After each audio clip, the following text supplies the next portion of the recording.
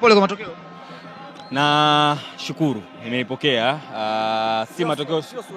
Sio matokeo tuliyoyataka na sio tuliyoyatarajia, lakini yametokea. Tunawapongeza kwa ushindi Simba, na nadhani ilikuwa good game. Kila ambaye amefika kushuhudia mchezo wa leo ameenjoy, na ilikuwa ni mechi ambayo ina ushindani mkubwa kuanzia dakika ya kwanza mpaka dakika ya mwisho wa mchezo.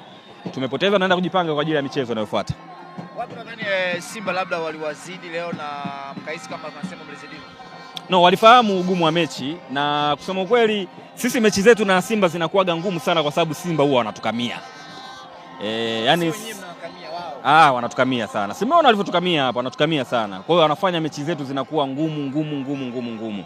Lakini pia nadhani sasa hivi naona mjadala unachoendelea mtandaoni si afya sana kwenye mpira wa Tanzania, kwamba kila mechi inapoisha fulani basi wanaotrend marefa, wanafungiwa marefa, wanashushwa daraja marefa. Inatoa picha kwamba kuna maamuzi ambayo yanakuwa sio sawa, lakini mimi sina nafasi ya kuyazungumza hayo na siwezi kuingilia. Kuna mamlaka zinafanya kazi yake, nadhani watapitia, kama kuna makosa basi wataenda kuyarekebisha.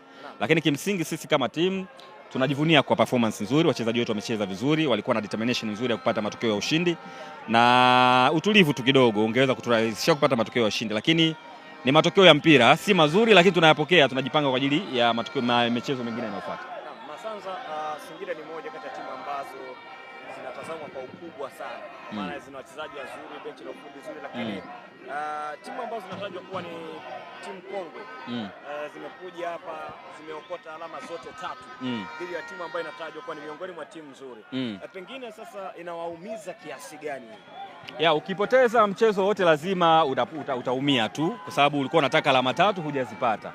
Lakini kama wameweza kutufunga kwetu, hata sisi tunaweza kuwafunga kwao. Msimu huu tangu nawaza kuna mechi ambazo tumezicheza away na tumeshinda, si ndio?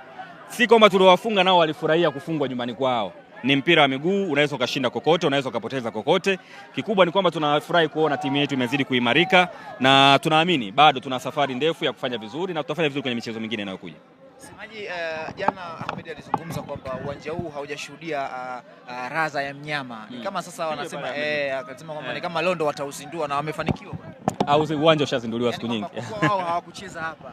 Uwanja ushazinduliwa siku nyingi. Hakuna mtu mwenye mamlaka ya kutangaza kuuzindua uwanja wa Airtel Stadium. Ulishazinduliwa hapa, tulishacheza mechi yetu ya kwanza hapa tukashinda, tukacheza mechi ya pili tukashinda, tukacheza mechi ya tatu tukashinda. Unazindua nini tena hapo? Uwanja ulishazinduliwa siku nyingi. Hao wamekuja wageni katika uwanja huu na tumewakaribisha. Uzuri wamepata matokeo mazuri, tunawapongeza, lakini sisi tunafahamu tuna mechi ya marudiano. Popote ambapo atachagua uwanja kwenye mechi ya marudiano tutaenda kuruka nao kutafuta matokeo ya ushindi. Kama hiki ni kisasa. Lazima. So wametufunga kwetu na sisi tunaweza kufunga kwao. Kama wameweza kupata matokeo kwetu na sisi tunaweza kupata matokeo kwao. Neno moja sasa kwa wana Singida.